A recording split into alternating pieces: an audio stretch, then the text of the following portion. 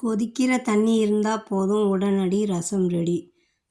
இதை எப்படி செய்கிறதுன்னு பார்ப்போம். மிளகு, ஜீரகம், கடலைப்பருப்பு, துவரம்பருப்பு, புளி இந்த மாதிரி பொடியாக கட் பண்ணி வச்சுக்கோங்க. பூண்டு, மல்லி 2 மடங்கு, பெருங்காயம், கட்டி பெருங்காயம், வரமிளகா ஒரு 6.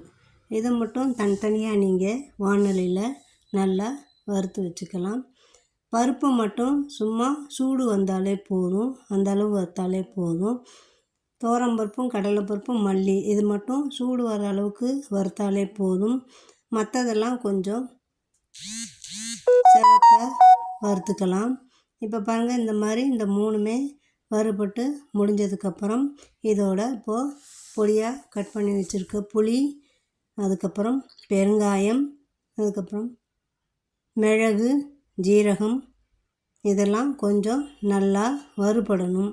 இந்த மாதிரி நீங்கள் ரசம் செஞ்சு பாருங்கள். வீட்டில் கொதிக்கிற தண்ணி இருந்தாலே போதும், உடனடியாக நீங்கள் ரசம் செஞ்சிடலாம்.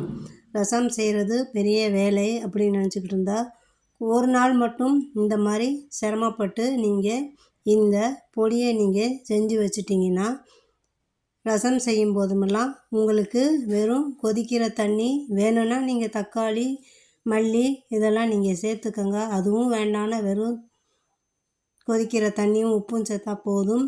இப்போ பாருங்கள், இதோட இந்த பொடியோட நான் தாளித்து கொட்டுறதுக்கு எண்ணெய் கூட சேர்க்காம கடுகு, ஜீரகம், அதுக்கப்புறம் வரமிளகா, கருவேப்பிலை கலர் மாறாமல் வச்சு தனியாக வச்சுருக்கேன்.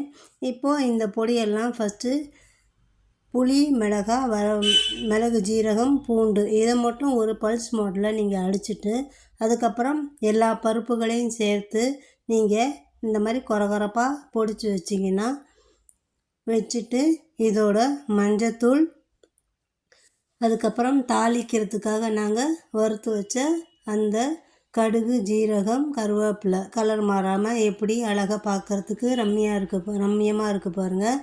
இதை மட்டும் நீங்கள் ஸ்டோர் பண்ணி 3 மாதத்துக்கு தாராளமாக வைக்கலாம். வெளியூரில் இருக்கிற குழந்தைங்களுக்கு ரொம்ப ஈஸியாகவே இருக்கும். இப்போ பாருங்கள், ஒரு பாத்திரத்தில் பொடியாக நறுக்குன தக்காளி, கருவேப்பிலை, ஒரே ஒரு பச்சை மிளகா, 4 டம்ளர் தண்ணி அடுப்பில் வச்சு ஒரு கொதிக்கட்டும். கொதித்து அடுப்பை ஆஃப் பண்ணிவிட்டு இந்த 2 ஸ்பூன் பொடியை போட்டு மல்லித்தலை, உப்பு சேர்த்து நீங்கள் கொஞ்ச நேரம் மூடி வச்சிட்டிங்கன்னா கம ரசம் ரெடி ஆயிருங்க. வீட்டில் நீங்கள் இதே மாதிரி ட்ரை பண்ணி குழந்தைங்களுக்கு கொடுங்க, பெரியவங்க சாப்பிடுங்க. ரசம்ங்கிற பெரிய வேலை இப்படி சிம்பிளாக நீங்கள் ட்ரை பண்ணி பார்த்து உங்களுக்கு எப்படி வந்ததுன்னு எங்களுக்கு ஃபீட்பேக்கில் சொல்லுங்கள். நன்றி, வணக்கம்.